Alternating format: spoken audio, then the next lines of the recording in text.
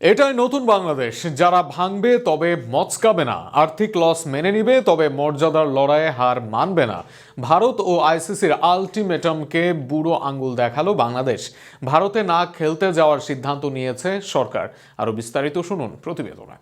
হৃদয় আমার পাথর তো নয়, সব ব্যথা সয়ে যাব নীরবে। এই গানটির কথা মনে করতেই পারে বিসিবি, কিংবা মনে করাতেও পারেন, কেননা ভারতের আধিপত্য সবসময় মেনে নিয়েছে বাংলাদেশ ক্রিকেট বোর্ড এবং বাংলাদেশ সরকারও।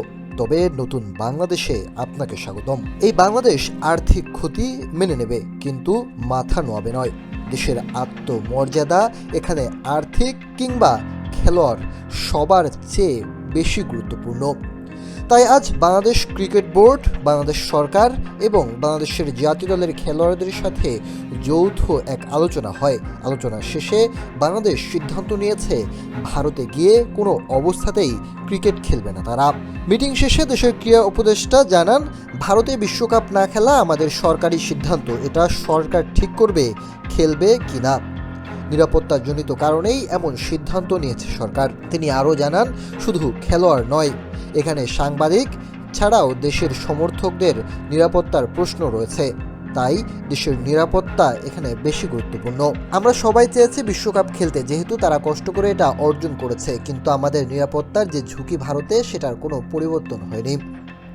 তিনি আরও বলেন, একজন মুস্তাফিজকেই যদি নিরাপত্তা দিতে না পারে, তারা আমাদের বাকি সব প্লেয়ার, সাংবাদিক, সমর্থক সবাইকে কিভাবে সেই একই দেশের নিরাপত্তা কর্মীরা নিরাপত্তা দিবে।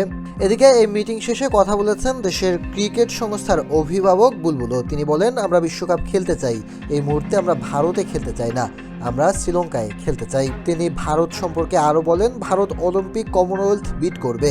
সেখানে এমন একটা ক্রিকেট লাভিং দেশ যদি বিশ্বকাপ না খেলে, সেটা তাদের জন্য অনেক বড় ধাক্কা। সব মিলে সবকিছু আলোচনা সমালোচনার শেষ পর্যন্ত এই সিদ্ধান্তই অনড় রয়েছে বাংলাদেশ। দেশের আত্মমর্যাদার উপরে কোনো কিছুই ভাবছে না।